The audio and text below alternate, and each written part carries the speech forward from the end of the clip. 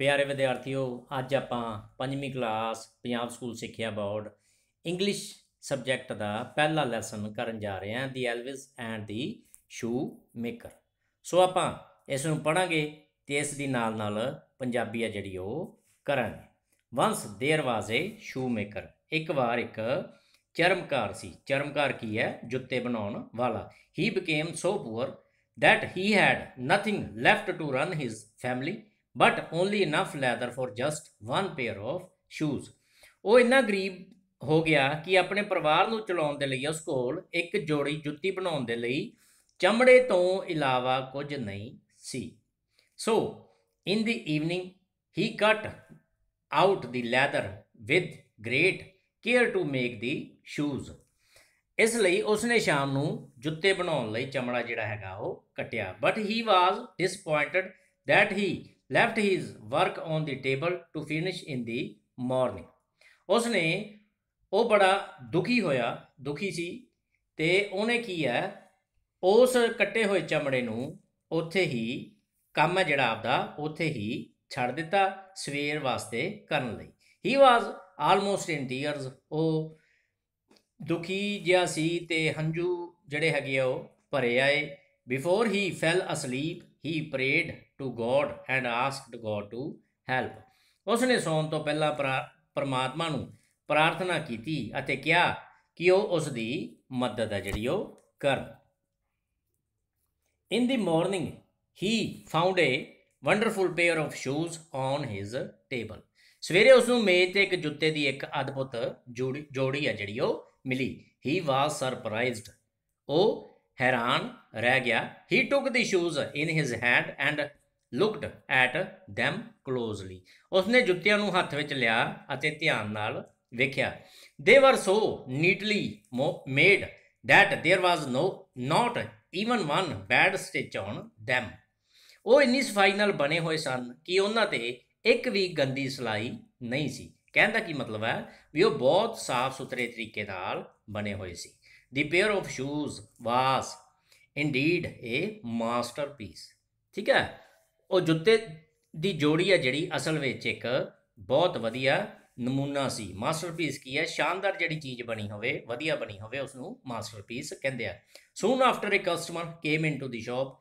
छेती एक जिहड़ा हैगा कस्टमर की हुंदा? ग्राहक, गाहक। ठीक है, वो उसकी दुकान ते आया। He liked the shoes so much that he paid more than the usual prize.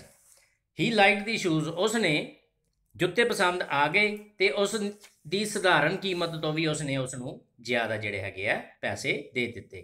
Now the shoemaker was very happy as he had enough money to buy leather for 2 pairs of shoes. हुण चरमकार खुश सी, जुत्ते बनाउण वाला खुश सी, क्योंकि उसदे कोल इन्ना धन हो गया कि वो 2 जोड़ी जुत्ते बनाउण दे लई उस पैसों के विचों चमड़ा जिहड़ा हैगा वो खरीद सकदा सी।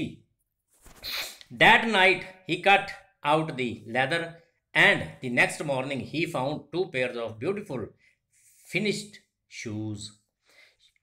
रात नूं उसने चमड़ा कट्टिया अते सवेरे सुंदर जुत्ते तैयार मिले। इस तरह बहुत रातां तक हुंदा रहा। This continued for many nights. इदां दा बहुत रातां तक हुंदा रहा। Any leather that he cut out in the evening, जिहड़ा भी वो चमड़ा जिहड़ा शाम नूं कटदा सी, was beautifully finished by the morning. वो बहुत वधिया सवेर तक वो बन जांदा ही। Soon the shoe maker became rich. छेती ही चरमकार जुत्ते बनाउण वाला अमीर हो गया। One evening the man said to his wife. एक शाम आदमी ने अपनी पत्नी नूं कहा, let's stay up tonight to see who is helping us. कहंदा आओ रात नूं देखदे आ कि कौन साडी मदद कर रहा है। The woman like the idea. औरत नूं उसका जिहड़ा विचार पसंद आया। She lighted a candle. उसने एक मोमबत्ती जगा दी। The room was lit by the candle flame. ठीक है, मोमबत्ती की रोशनी नाल कमरे विच रोशनी हो गई। मोमबत्ती की जोत नाल कमरे विच रोशनी हो गई, कुछ भी तुसीं कह सकते हो। Then they hid themselves in a corner। तद पर्दे के पिछे कमरे के एक कोने विच लुक गए।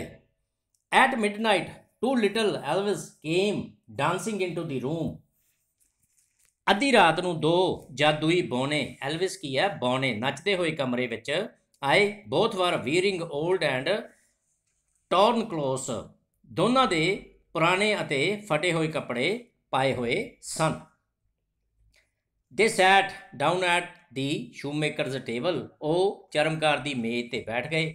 ਦੇ began to stitch sew and hammer so skilfully that the shoemaker was surprised, ਉਹਨਾਂ ਨੇ ਕੁਸ਼ਲਤਾਪੂਰਵਕ ਟਾਂਕੇ ਲਗਾ ਕੇ ਸਿਉਂਤਾ ਅਤੇ ਹਥੌੜਾ ਚਲਾਉਂਦੇ ਹੋਏ ਦੇਖ ਕੇ ਚਰਮਕਾਰ ਹੈ ਜਿਹੜਾ ਉਹ ਹੈਰਾਨ ਰਹਿ ਗਿਆ।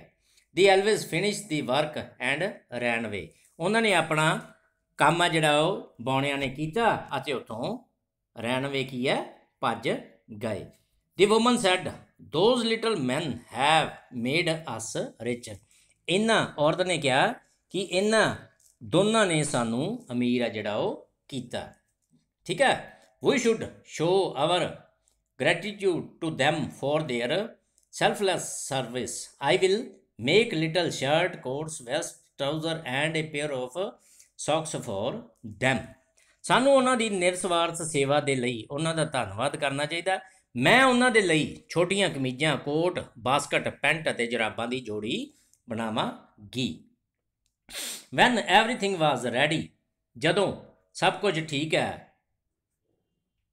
ਦੇ laid their presents on the table and hid themselves, ਉਹਨਾਂ ਨੇ ਜੋ ਜੋ ਆਪਦਾ ਚੀਜ਼ ਬਣਾਈ ਸੀਗੀ, ਉਪਹਾਰ ਬਣਾਏ ਸੀਗੇ, ਉਹਨਾਂ ਲਈ ਤਿਆਰ ਕੀਤੇ ਸੀ, ਉਹਨਾਂ ਦੇ ਜਿਹੜੇ ਹੈਗੇ ਆ ਉਪਹਾਰ ਮੇਜ਼ ਦੇ ਉੱਤੇ ਰੱਖਦੇ ਅਤੇ ਆਪ ਹੈ ਜਿਹੜੇ ਉਹ ਲੁੱਕ ਗਏ।